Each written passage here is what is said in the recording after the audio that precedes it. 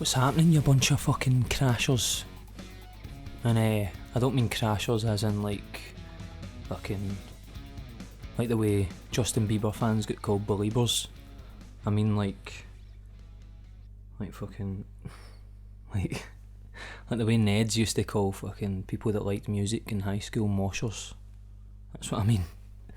So you're a crasher.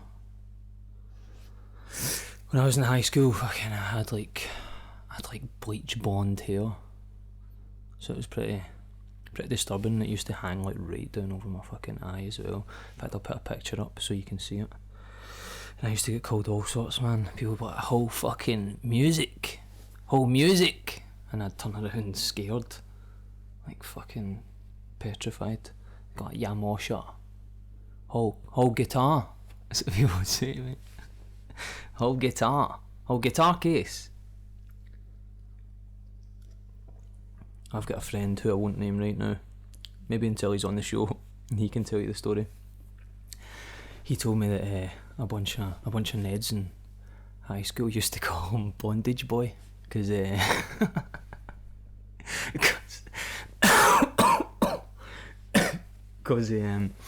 he used to wear leather trousers, so they all used to call him Bondage Boy. It's so good.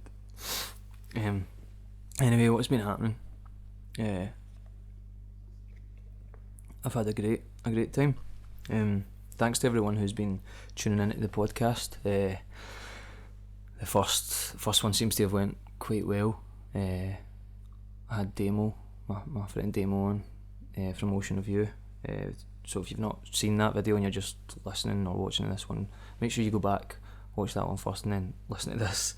There's some things that I noticed after watching it back that I'm quite like, well, I know that I'm awkward anyway, but like I think I was trying to be so in the moment with Damo, talking to him, that like it doesn't even look like we know each other or that we're friends or anything like that, so it came across really weird.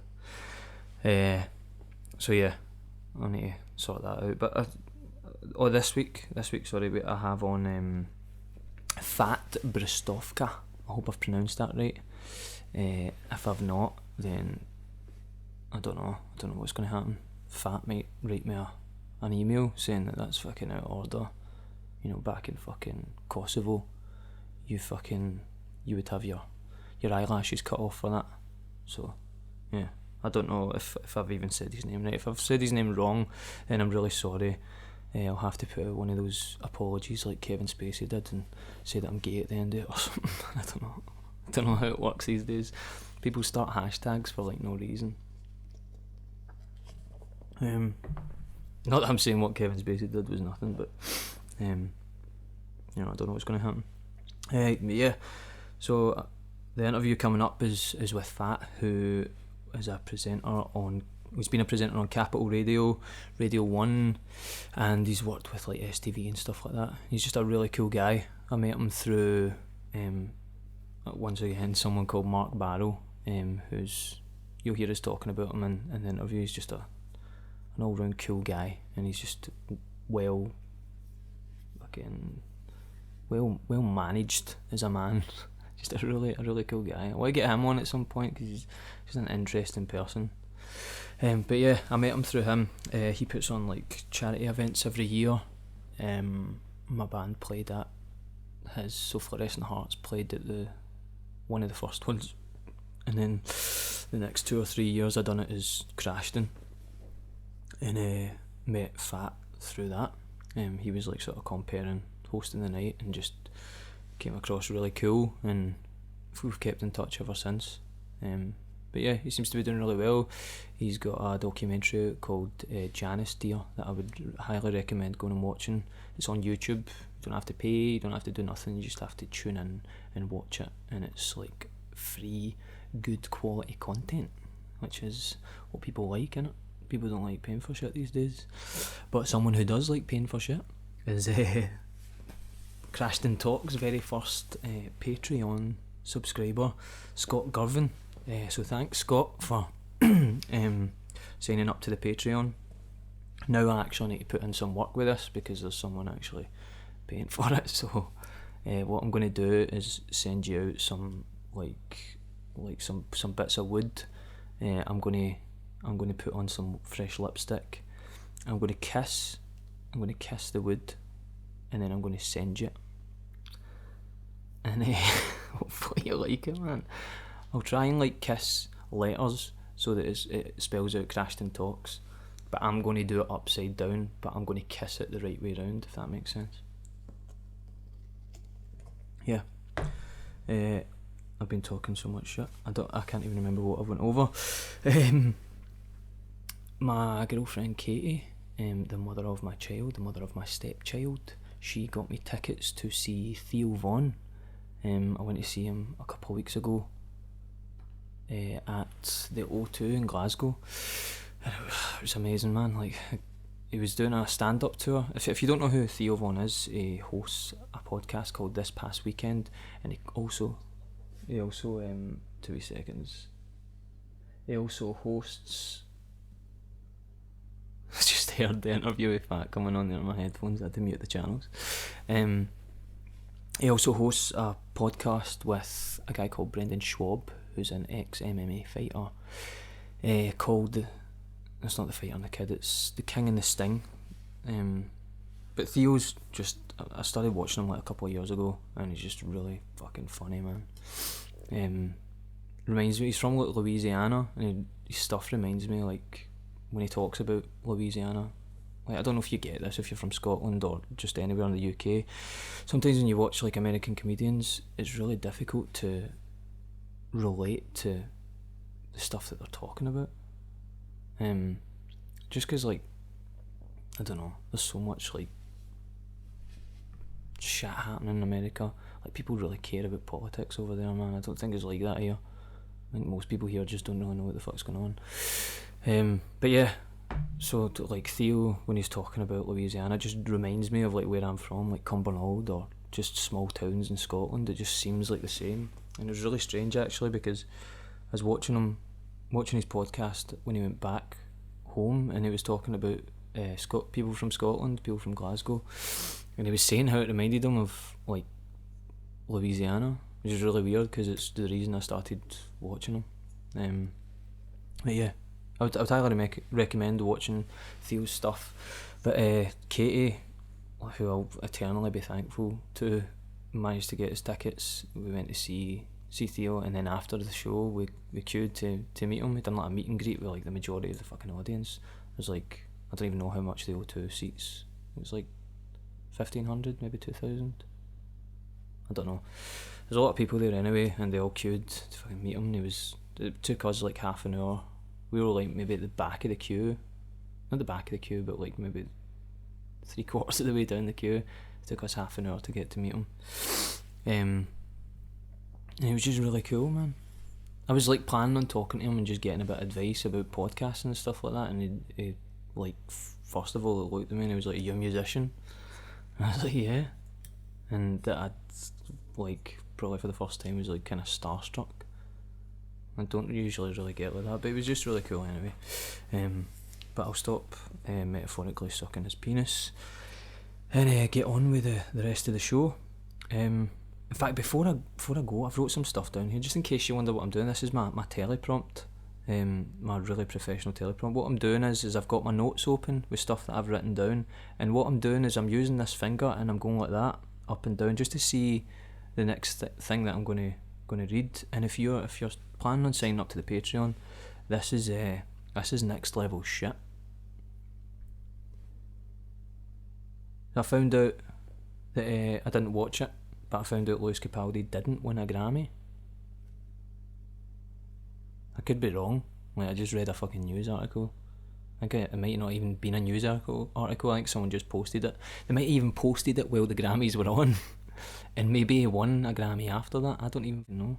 But if Lewis Capaldi didn't win a Grammy, what the fuck is happening? Like, how do you just consistently put banging songs out for like 2.5 years and then not win a Grammy? It seems weird. But, yeah.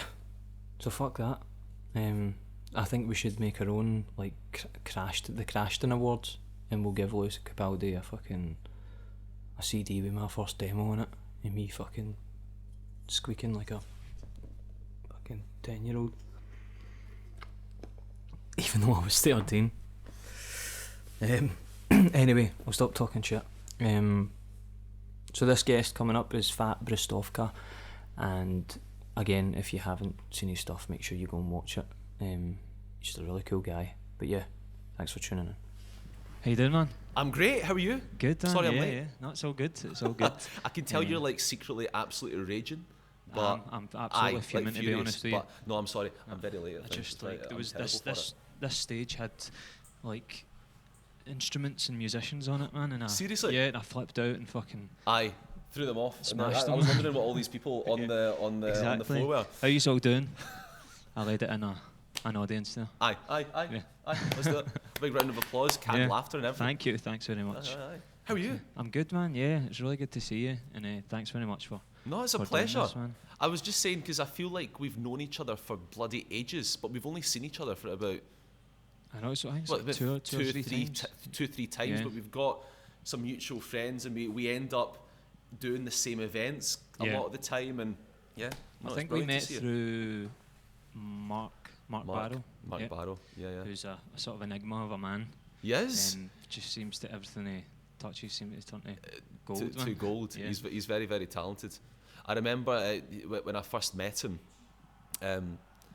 it was because he was looking for a presenter to host an event, Yeah. and the presenter he was actually looking for couldn't do it.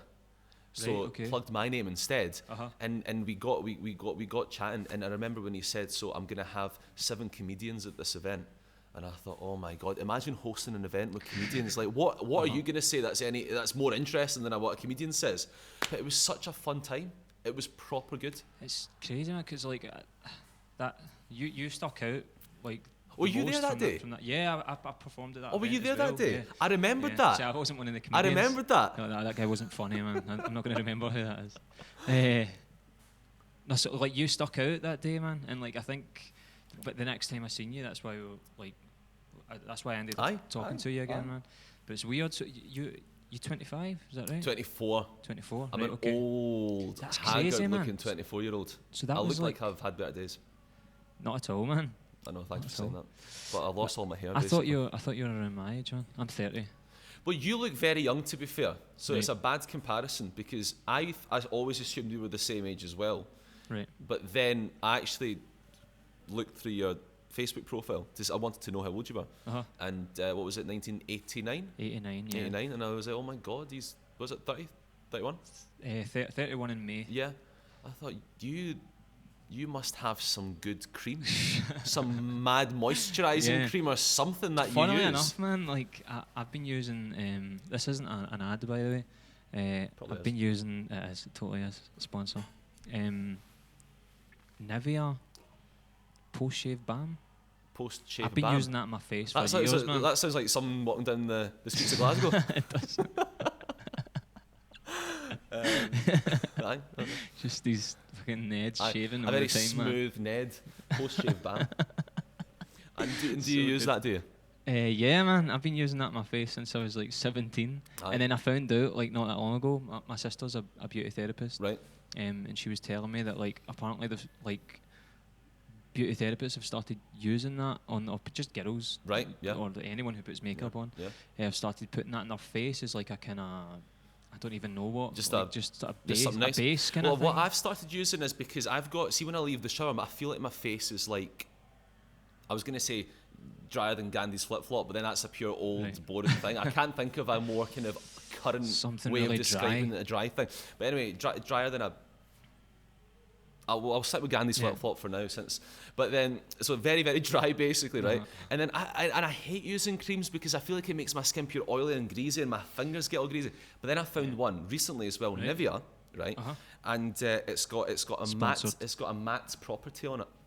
So like Right, cool, it cool, just the greasiness disappears and then you look like you've got a normal face. That's the same with like I used to use like wax for my hair, Aye. and I started using this like clay stuff, and it's Aye. like a matte clay. Aye. It's the same sort of thing, so you can put it through your hair and it doesn't look greasy. Well, it's good to know your secrets.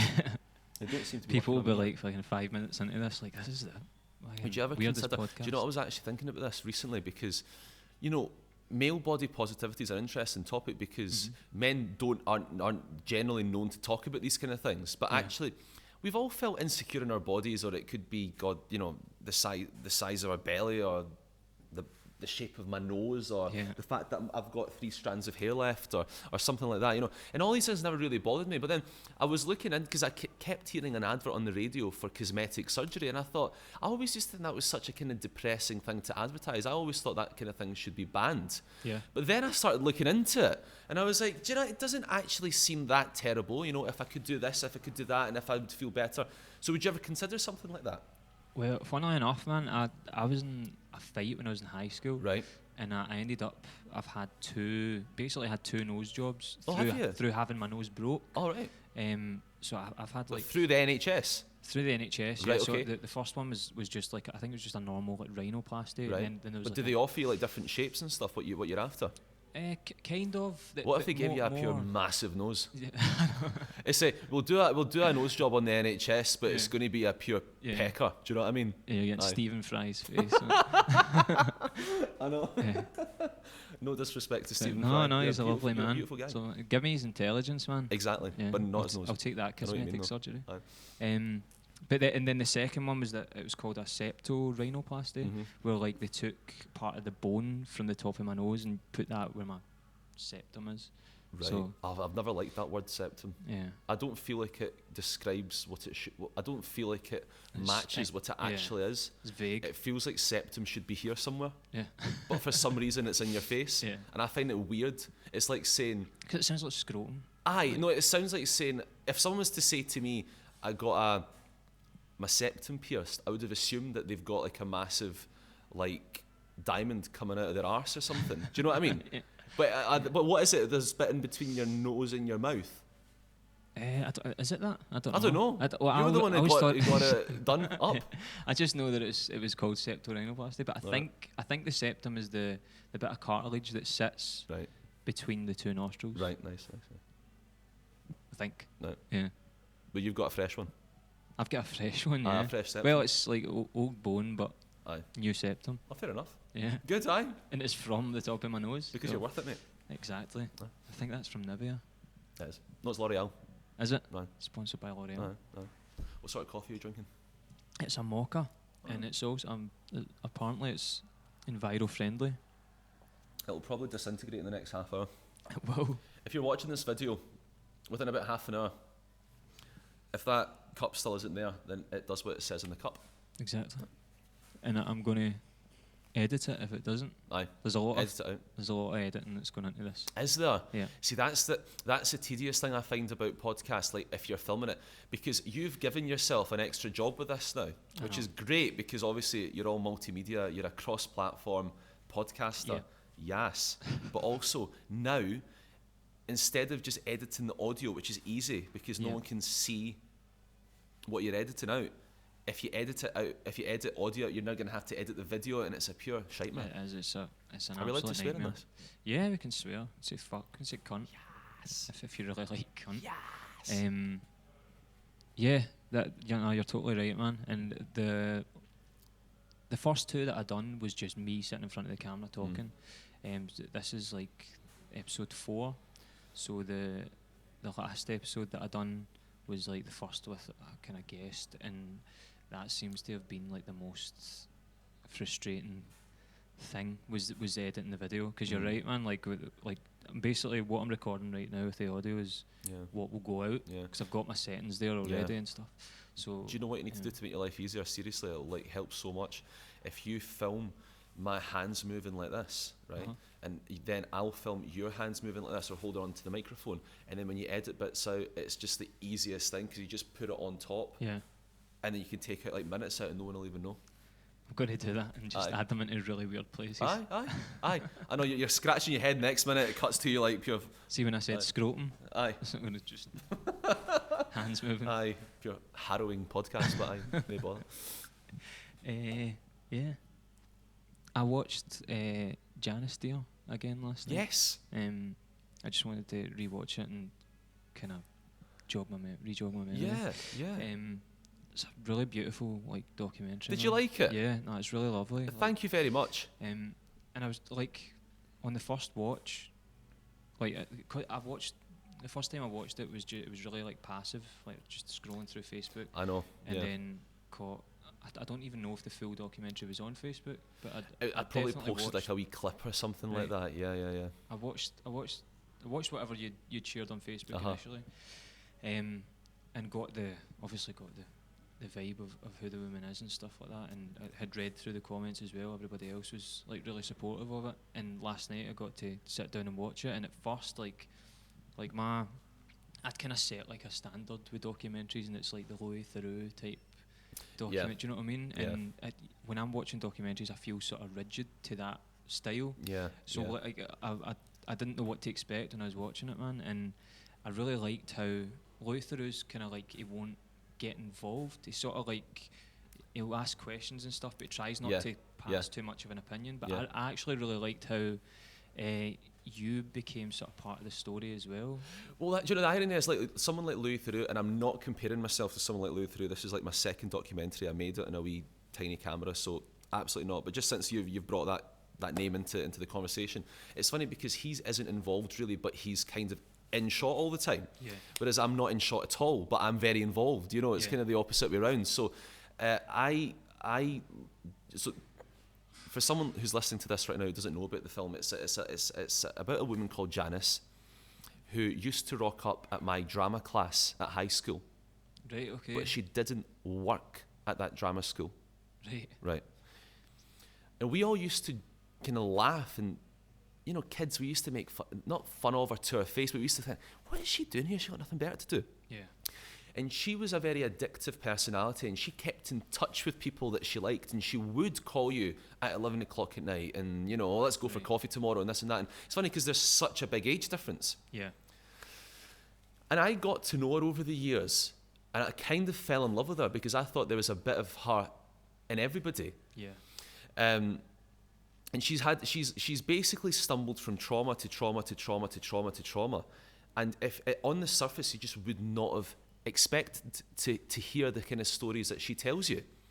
There seems at one point in the documentary where she's like she seems quite resistant to, like she doesn't want to be involved. Obviously well, there's a reason behind that.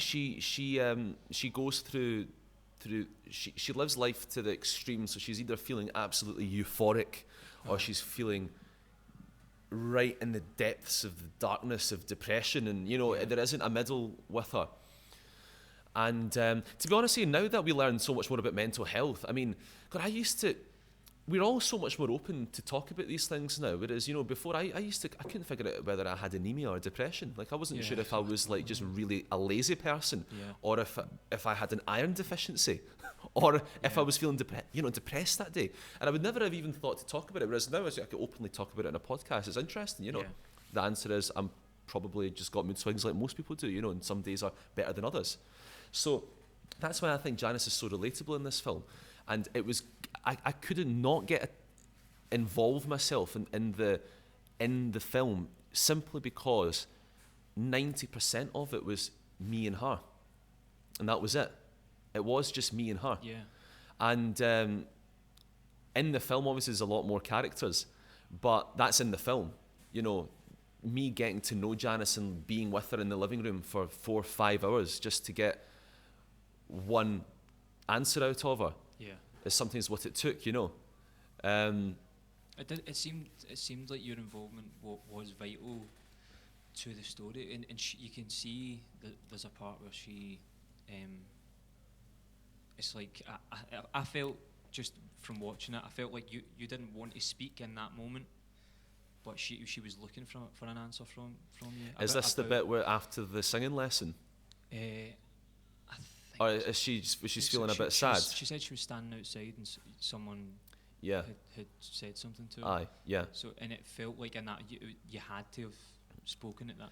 Well, do you know what? The one thing that I've learned a lot about this is you can't dip in and out of someone's life when it suits you. So I couldn't just dip into her life with a camera and then not answer her phone calls for the rest of the week. And then say, right, I'm going to be back on Tuesday with my camera again. So I felt like this was developing a real relationship, right? And there had to be that trust there. So she had to be confident. And this is what I said in the beginning. Look, you need to let me film everything, and you need to trust that I will not make you look terrible in this. Yeah. And I will always ask for your second opinion if I think that it requires it. And if you absolutely cannot live with something, I'll get rid of it. Yeah. But we have to have that back and forth conversation. It wasn't like she could turn around and say, I don't want that, you have to take it off. Yeah. It had to be, you absolutely can't live with it. And here's why I think we should keep it. Right, okay. Do you know what I mean? Yeah. And if she couldn't live with it, well, then I wouldn't be able to live with the film anyway. What's the point in having a film out there where someone really just hates it, you know? So there's a lot of stuff that doesn't make the cut, you know? Yeah. Sorry. I can't even remember what the question is now. This is a good interviewer right here, because he's asking me questions and then I forget what the question is. We're getting into deep conversation. I'm just turning my phone off. Someone's trying to phone me there. Is that Donald Trump calling you? It is Donald Trump. That's my next interview. But yeah. Yeah, so like I noticed that there's a part in it as well. Sorry if you want to talk about something else, but I really enjoyed the documentary, man. Yeah, there's a part in it where she's watching footage. Yeah. From earlier on. So you were editing as you were going along, is that right? Yeah. So I actually that wasn't the plan originally, but I'm actually really happy I did that, because the thing is, there was a big chunk of time in the film where I hadn't seen her because she wouldn't answer my phone calls. Yeah. Because she went into a bad episode. Yeah. And so I had a lot of time there to try and figure out how the hell this documentary was going to... Because you start making the film, and I honestly envisaged this as Janice, she's had a really tough life, this is a brand new start, and I envisaged that it would end at the Theatre Royal, and she's like introducing, and there's a massive audience and all getting tickets to come, and that's how I saw it in my head. Yeah. And I would have made that happen one way or another. It would not have been easy, but I would have stood outside the Theatre Royal until they let me put on an event for free, and to make this thing happen. Yeah.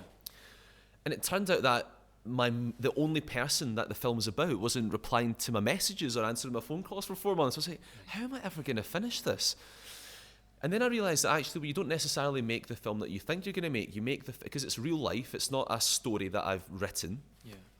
It's a real life story, so I can't create this ending. And the ending has to be, well, this is what the real life situation is. There was a part of me that was like sort of satisfied and that you showed that part of it, right? Because see what the documentary becomes. Like I felt like you, as a viewer, you were witnessing those things, like as a sort of undertone to her happiness. I felt like it was so obvious that a part of her was sad, and she was doing all these things to fulfill, to suppress that sadness. Do you know what I mean? So like it ended up for me watching it. I felt more happy for her, revealing that in fact that I do suffer. You know what I mean? Like there's so many people that live like that, and I'm sure all of us at some point feel that way as well. Where you're trying to feel like you're living your best life, or you're presenting your best self, but really, like you're just. I think it's difficult for people, and it's difficult for everyone not to undermine what some people go through over others. But people who work in the creative arts, who are actors and musicians and presenters and what other folk are there? All these people who work in this kind of industry, banjo players, particularly banjo players.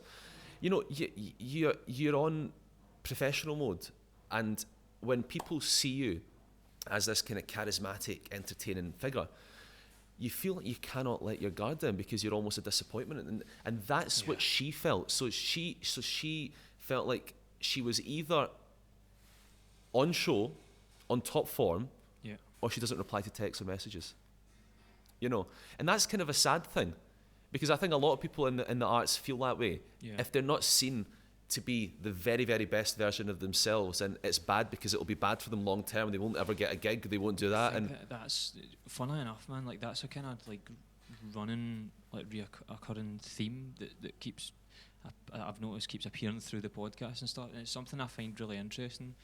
Probably started the reason I got into it, like, initially it was like acting for me at like 12 or something. I was acting, then I picked up the guitar, and that kind of took a backseat. But I always felt like I was trying to fulfill something. Like the main goal for me at that age was like fame, fortune, and I'm going to be a fucking rock star.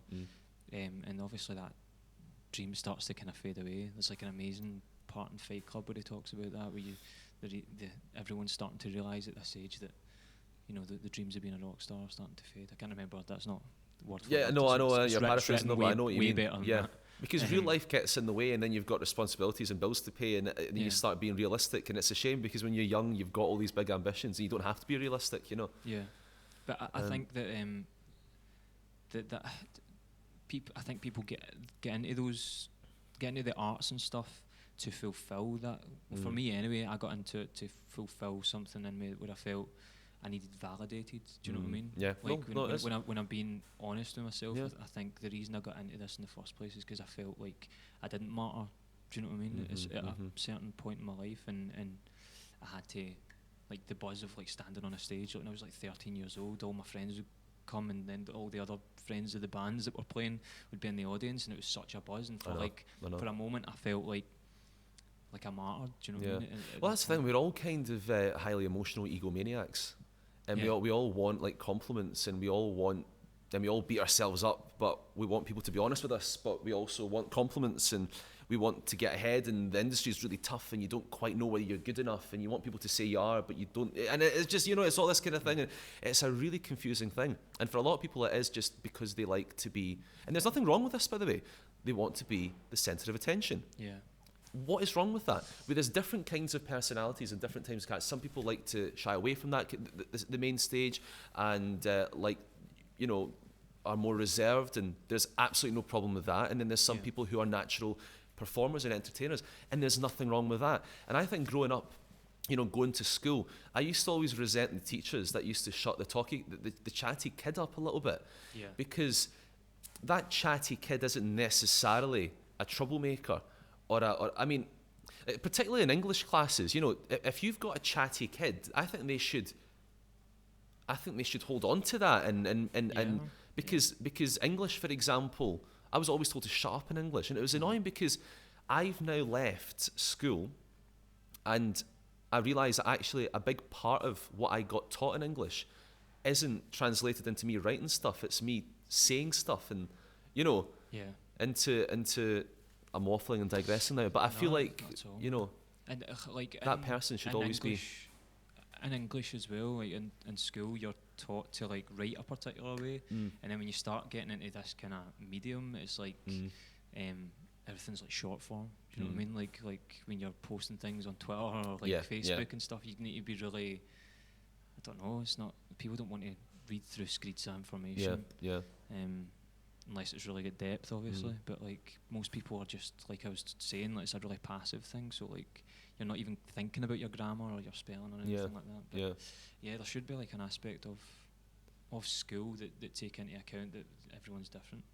I think we should all in society generally be kinder to people who we perceive to be attention seekers.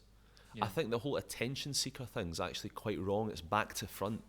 You know, everyone seeks validation from somewhere, and some people seek it from other people, and some people seek it from, I don't know, I mean, I don't know, and there's nothing necessarily wrong with that, you know. And I think that we've kind of caricatured them to be these kind of irritating, highly annoying people that butt into conversations and, you know, in your face. Actually, they're not, and given those people a bit of time, I think you get some really, really interesting stories from them.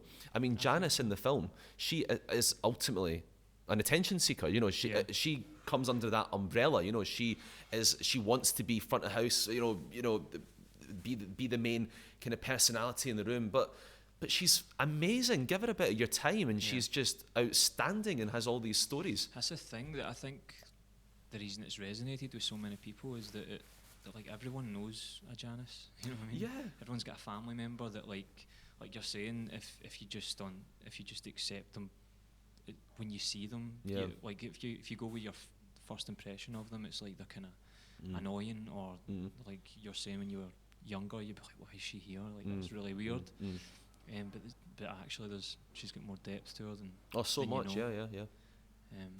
And I feel people like that are actually very receptive to. They've got a lot of antennae, like people like Janice.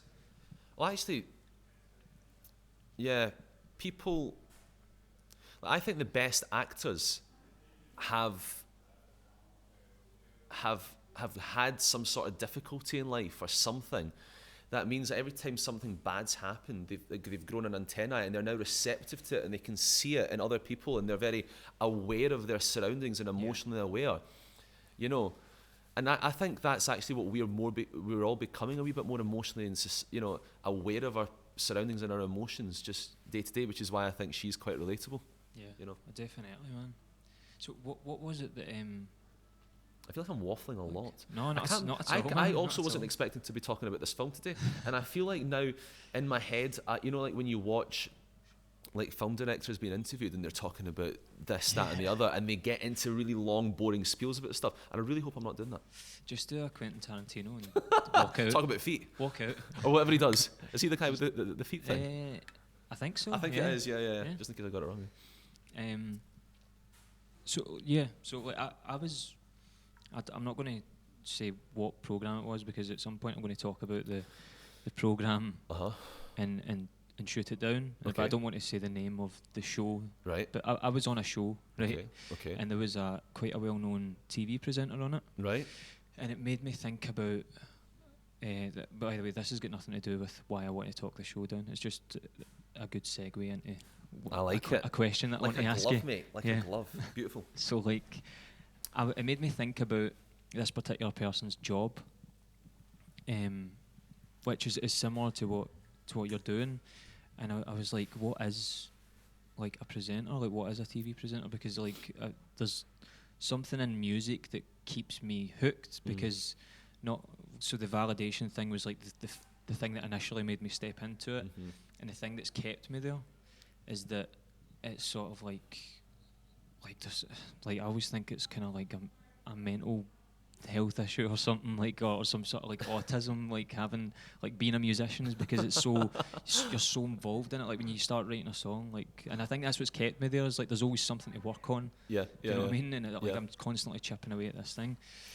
And then like acting, I can see that similar things across lots of different mediums. But what got you started in presenting it, and how would you define what you do, if that makes sense? No, do you know, it's such a weird thing, because I don't know a lot of people who want to be presenters.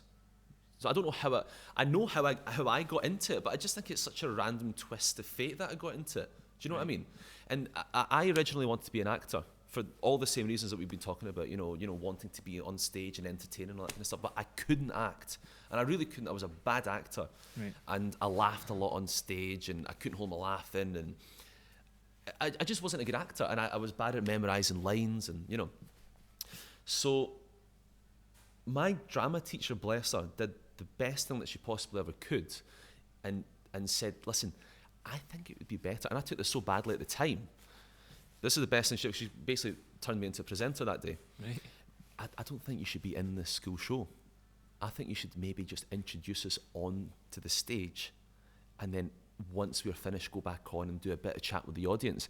And she used the word compere, which I'd never heard before anyway. And I didn't even know what a presenter was. I'd never even thought about it. I was basically just kicked off the school show, and now I'm being made to introduce them on and off. Like, God, it was what a downgrade. You know, what an embarrassing thing. And also, all my mates were very talented. They all play instruments and stuff, and I couldn't, you know. So I was really, really sad about that. It turned out to be the best thing that I've ever done, because there was somebody in the audience, and that person ran the West End Festival in Glasgow, and he wanted me to do it next year. So it all kind of just spiraled out of that, and I was like, oh, you need to do it next year. We want to get someone who lives in the area to do this. And I'd be like, oh, right, yeah, God, yeah. I still didn't think of it as presenting. I just thought, you know, I'm somebody who wants to be an actor who's now introducing people on and off stage. I didn't know what it was, you know. And then I started watching a lot of, you know, the Graham Norton show on a Friday night, and Jonathan Ross, and started listening to a bit of the radio, and not a lot of radio, I must say, which is ironic. I've never really owned a radio, ever.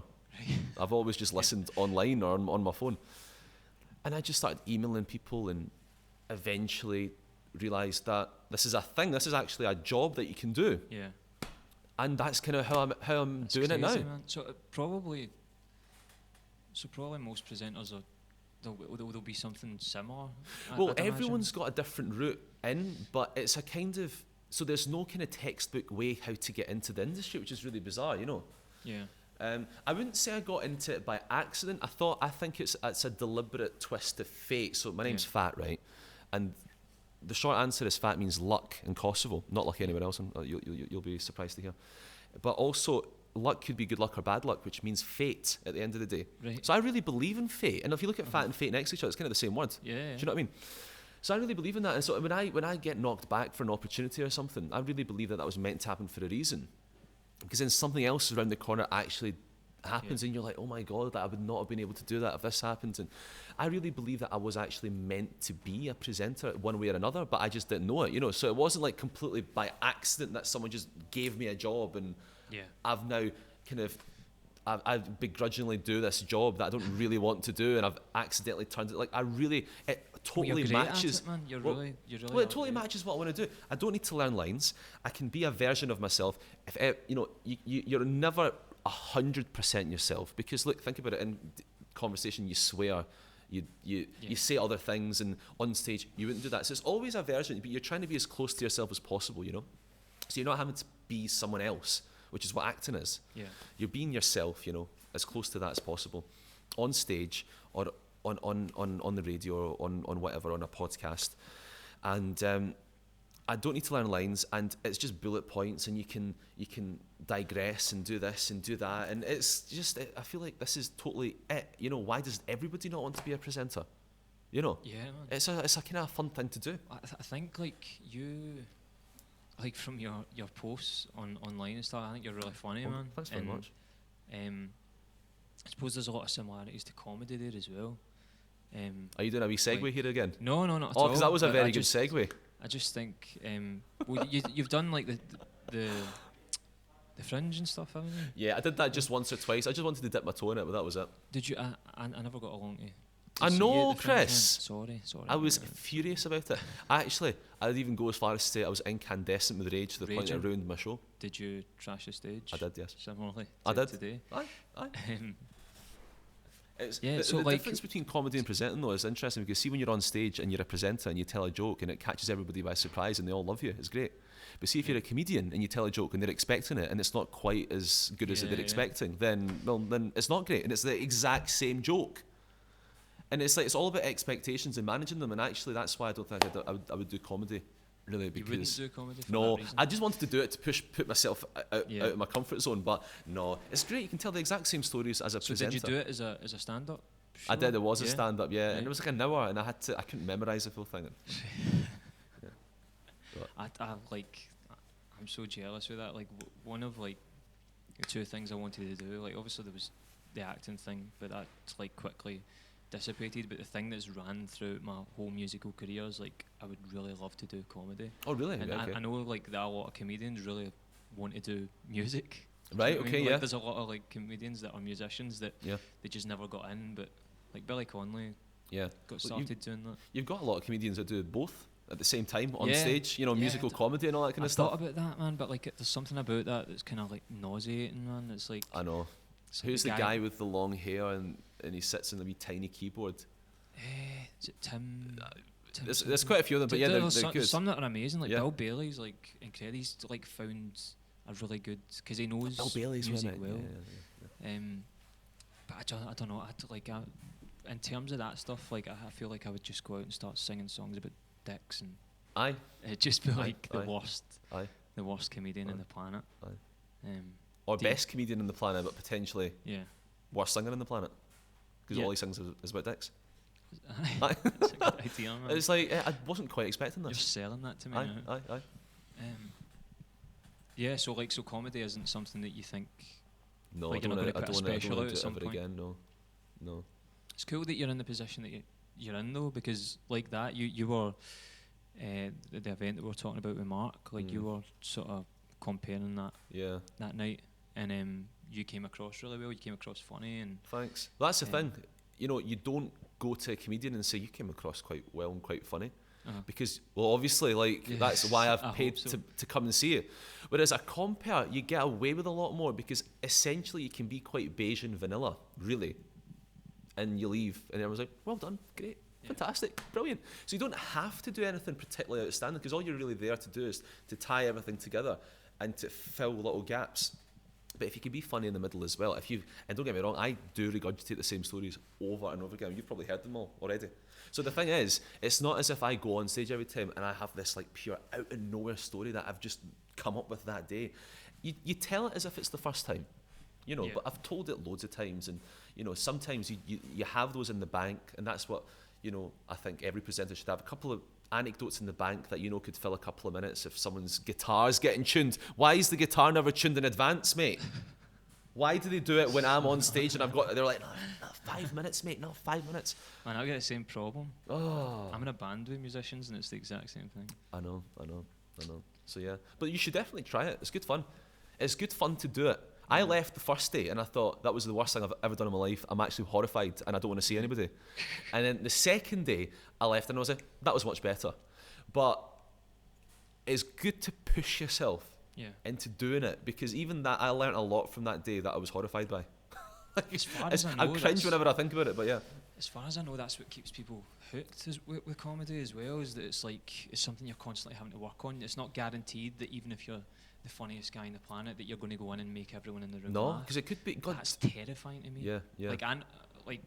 Obviously I don't know if I play a song that everyone in the room's going to like it, but generally, like, I'm out most weekends gigging, and unless my voice is failing, like, I know that the way that I sing that song or how I perform it is going to land with people. And do you do audience interaction?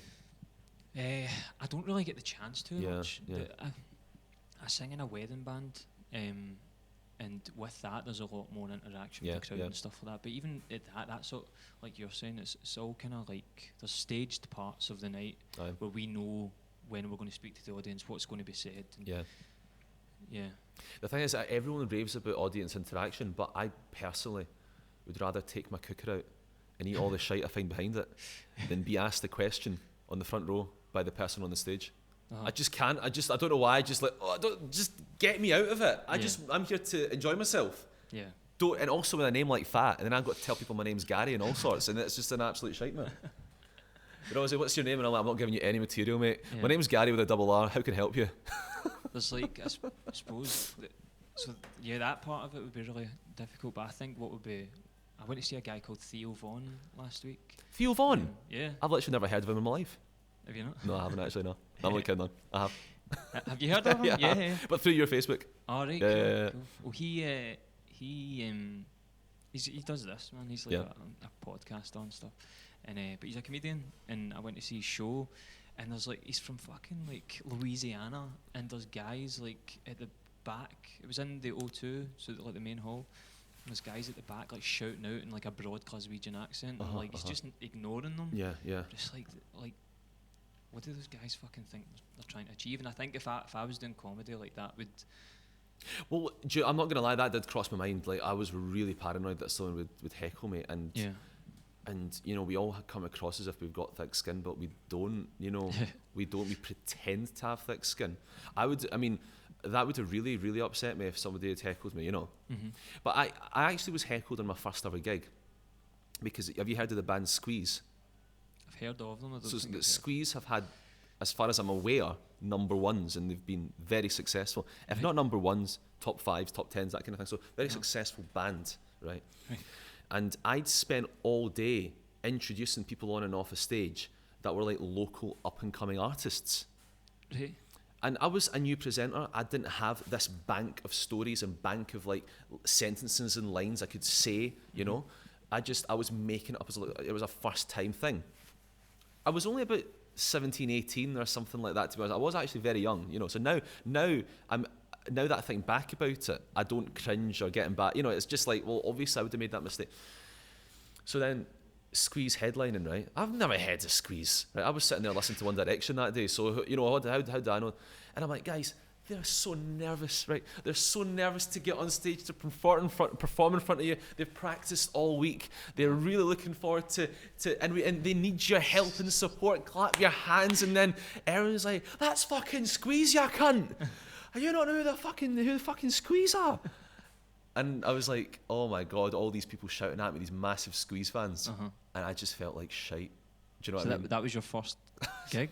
It was such a traumatic end to a really nice day, because I was obviously the headline act, and then I went on afterwards, and I think I kind of what's the word I'm looking for? Like regurgitated myself. Yeah. No, I think I just spoke to your therapist and stuff. live on the stage. No, I basically just reset myself, and I went on, and I was like, guys, listen, I only listen to shit music, so that's why I'd never heard of them. Apologies, really they were brilliant. If it had landed the right way, it'd be a really good joke. You could have got away with just pretending. Yeah, no, but I really genuinely had never heard of them before. Should have flipped it back and gone, kidding on. I know. Just I know. having a laugh. So yeah, I think we have a friend in common. I think Stuart McGinley. Oh yes, yeah, of course, yeah. I love Stuart McGinley. How do you know Stuart? I played in a band with Stuart for seriously years, yeah. You know, Stuart took my headshots on my website. Yeah. Yeah, it's weird. I just noticed that you know. Yeah. Well, I worked with his partner, Martina. Right. At Clyde, because she used to work at Clyde. Right. Yeah. And that's how I got to know Stuart. Yeah. That's cool, man. That's cool. Yeah, he's a good photographer. He's brilliant. He's doing like really well now, man. Yeah. Some beautiful photos. Yeah, definitely. Yeah. And he took those on a pure old school camera with like actual material coming out of it.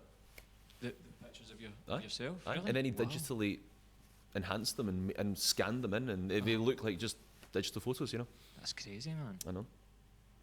I need to speak to him at some point. I know. I haven't actually seen him like since 1865. Yeah, since fucking 1702. Back when you were both teenagers. Yeah. We were both older. So how do you know him? How did you say you know? Well, we went to college together. Oh, college together, right? Yeah. But we started playing in a band. What did you both do at college? Music technology. Right. Yeah. So we met through that, but we were like, we both are from Cumbernauld, so like we'd all played in like similar bands and stuff like that. He ended up in my band. He played bass. So yeah, it's fair enough. Kind of how I know him. But yeah, I just thought I'd bring it up because it's such a funny thing, because I don't think you can really add anyone on Facebook these days without having at least one mutual acquaintance in common. And it just goes, I don't know if this happens in a city like London, but it probably doesn't. But I just think certainly in Glasgow you can't get away with not knowing somebody. Yeah, everyone's interlinked. So if you've got previous, you're basically fucked, because everyone knows about you. Do you know what I mean? Yeah. But yeah, I guess we can kind of wrap things up and stuff. Let's wrap things up. Yeah, is that cool? Yeah. Hey, that was really good fun. Thank you, man. Yeah, I had a lot of fun. Have you ever heard of Boaty McBoatface? Nope. Have you not? Well, my story doesn't make any sense then if you haven't. Have you never heard of Boaty McBoatface? I really wish I did know what that was. What do you think it is? A guy with a boat on his face. No, there's a boat, and there was a competition to name it, and everyone called it Boaty McBoatface. Right. So I was at a party a couple of weeks ago, and they were playing that thing where you put a post-it note on someone's forehead. I fucking love that game. Aye, what's it called? Who Am I? Yeah. And I had Tom Hanks, and everyone had like actors, and there was this girl that I'd never met before or anything, but up until that night, and I wrote Boaty McBoatface on her forehead. But to be fair, she evidently didn't know what that was, but the rest of us did, right? So we're all like, if you were a boat with a face, what would you be called? And she's like, I just can't figure it out. Like, I just can't figure it out. And we're like, no, if you were like imagine you're a boat with a face, right? And you were Scottish. Boaty McBoat. It was so obvious. But she was like, the Titanic. Like, the Titanic. I just don't know. Like, she just couldn't think of it, right? And then when she took it off, she was fed up and raging. She saw Boaty McBoatface. She all thought we were slagging her face. Oh, really? And she was like, to my mate, she was like, they're all slagging my face in front of me. And I just thought I'd tell you that anecdote. But to be fair, she look it's like a boat, though? No, not at all. No? Not at all. What does that even look like? But I just think if you had known what Boaty McBoatface was beforehand, because that'd have been slightly even more ironic if you did slightly look like a boat. I know. First thing I thought when I saw you was, you look like the front of a boat. A Scottish boat. A Scottish boat with a face. But aye. Awesome, man. Well, mate, Thanks pleasure. very much. Do you want to let people know your handles and where they can see your stuff? You've got other documentaries, don't you? Yeah, I've got another one. Well, to be fair, do you know what? Do you know what you should do? You should all look for Fat Presenter on Twitter, Instagram, wherever you're looking. Bit of social media brand consistency there. Yeah. And Googling. Yeah. Well, if you type in Fat Presenter into Google, you get pictures of like Chris Moyles and stuff. I don't know. I googled you. Yeah. I googled your face, and your face came up. Oh, really? Yeah. A big picture of a boat. If it's a picture of yeah, just. No, Fat Presenter everywhere. Say hello, and I'll reply to you and be like, hi. And you're on Radio 1 now. I never even got to talk Well, to you about that. Yeah.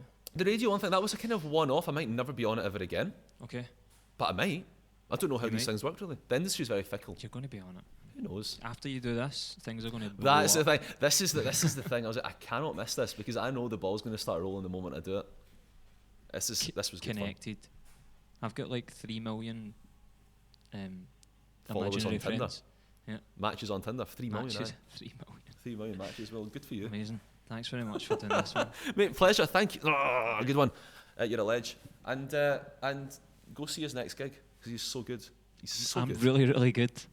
He's exceptionally good. He really is. He really is. His name pops up, even though I've only seen him like 3 times in person. And even though I know you through Mark, your name has popped up in a number of different environments. Yeah, trying to like stalk people. Yeah. Yeah. No, but in very positive ways. So keep up the delicious work. You too. I'll see you soon. Love ya. Love it. Thanks very much for tuning in. I hope you enjoyed that interview / conversation / chat / humans throwing voices out their throat box, that turning into frequencies that the ears interpret into words. Words are just noises that trigger things in the brain that make you think about things, send patterns around the brain that make you understand what that other weird fleshy thing is saying. So if you like that, then make sure you go and check out Fat Stuff. His Twitter is Fat Presenter, and I think the rest of his sort of handles are Fat Presenter as well. If not, then just Google search Fat Brestovca and you'll come across his stuff. But I think he said all that stuff at the end of the interview anyway. But yeah, thanks very much for tuning in and have a good week. Enjoy the rest of it, and I'll see you soon. Cheers.